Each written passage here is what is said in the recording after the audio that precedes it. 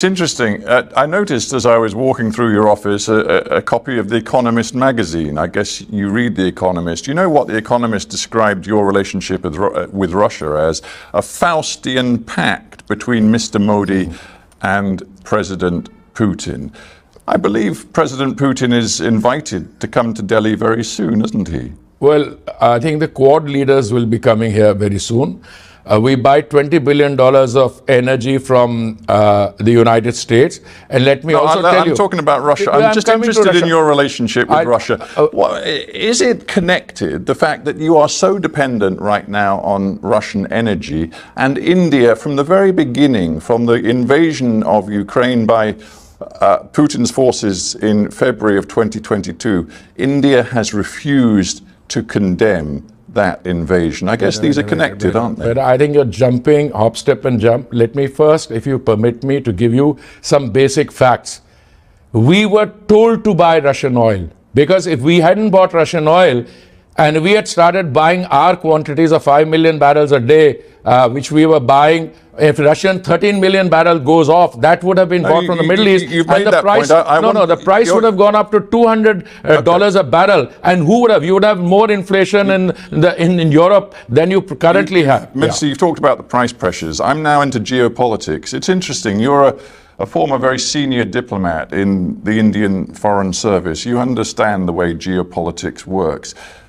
Is it wise, do you believe, for India to have forged such a close friendship to Vladimir Putin when, according to the UN General Assembly, a massive majority vote, Russia violated Ukraine's sovereignty in this invasion, something which India will not say and will not recognize? Is it wise for India to have got itself into the place it is now in? No, India is in a very comfortable place. And other than commentators in parts of the world which have, as I said, a limited understanding of the situation, India is in a comfortable position all over. One of the first foreign ministers that the incoming Secretary of State met was the Indian Foreign Minister. A Quad meeting is taking place here. My Prime Minister has had a discussion with President Trump. I think some of the concerns you're worried about should be addressed to European audiences. But you believe, you believe in international law, don't you? Oh, I'm not a believer. I'm a practitioner of international law. I've written a book on the use of force. And I think Western Europe is hardly in a position to tell anyone what international law is all about. Let me tell you, we have condemned the use of violence. My Prime Minister has been on record from day one to say this is not the time of war, this is a time of peace. He has said that to President Putin, he's said that to President Zelensky, and that is the point of view which the G20 under the Indian presidency espoused, and that was accepted. The G20 presidency under India is the one which went what consensus, and that is the first consensus document, whereas the GA and everything else was stated. So my submission to you... it seems to me there's a hypocrisy at work here. You can talk about hypocrisies in the West. I could talk about hypocrisy in India. When it comes to talking sovereignty, and when it comes to an issue you have on your own territory with Kashmir and other people's perceptions of Kashmir's status, you talk about the inviolability of sovereignty. But you don't use that language when it comes to Ukraine and its rights. We use that language consistently, and I want to correct you.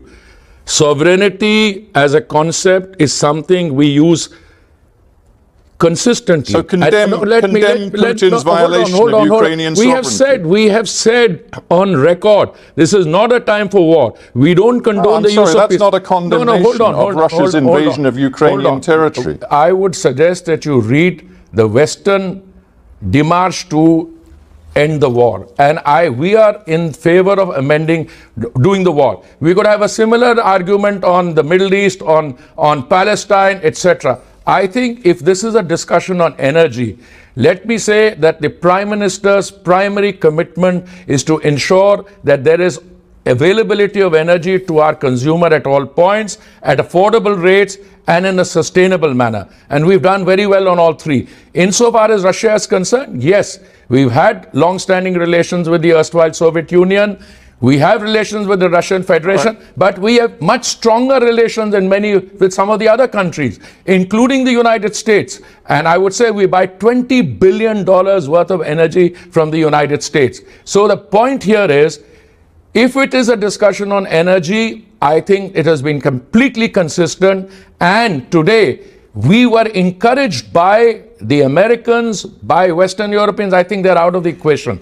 They're no longer part of it. Minister, if I may, I'm going to stop you for a sec, because you've turned the conversation toward America, which is interesting, because Donald Trump, of course, is now in the White House. Donald Trump is determined to use tariffs as and when necessary to change the balance of trade between the United States and key trading partners. He has described India as one of the, quote, kings of tariffs around the world. You can expect tariffs to be imposed on Indian exports to the United States, can't you? Let me give you a primer on tariffs. Countries are bound by their international obligations. What makes me very happy about what President Trump is saying, and I'll come to tariffs in a minute, he has called for more energy being made available in the world, for the other producers to lower the energy prices. If that happens, the global economy picks up, there's more trade, there's more economic activity, interest rates come down, etc. Insofar as tariffs are concerned, please read carefully what he's saying on energy. It is an attempt to leverage in tariffs also. What he's saying is, if we are a $23 trillion economy and we have open markets and other countries impose high tariffs on us, well, there are two kinds of tariffs. One are tariffs which you've bound under successive rounds of multilateral trade negotiations, and there are tariffs which you've not bound. Now, if countries are raising their non-bound tariffs or their bound tariffs, there are consequences on that. Insofar as the president is concerned, he will impose tariffs. Hang on, let's keep this conversation as simple as possible. If the United States goes ahead with threats to impose tariffs on countries like India, and he has fingered India as a problem, will you respond with punitive tariffs on US goods coming into India? As a diplomat, I don't respond to hypothetical questions. India is a $4 trillion economy, and India will safeguard its interests, whether it does through negotiation to avoid the tariffs or it does through retaliation. It's not for me as the energy minister to speak on. Whether you should have a conversation on that to whoever is designated to exercise that authority. Here's another issue you have, and as Minister for Petroleum and Natural Gas, you have to consider it very carefully. How does India square its commitment to massively grow the economy and therefore to use much more energy, fossil fuel energy, over the coming years, and at the same time meet its commitments, admittedly in India's case, long-term commitments to decarbonisation? How are you going to do it? India is the one country I am aware of which has met its Paris commitments, point one.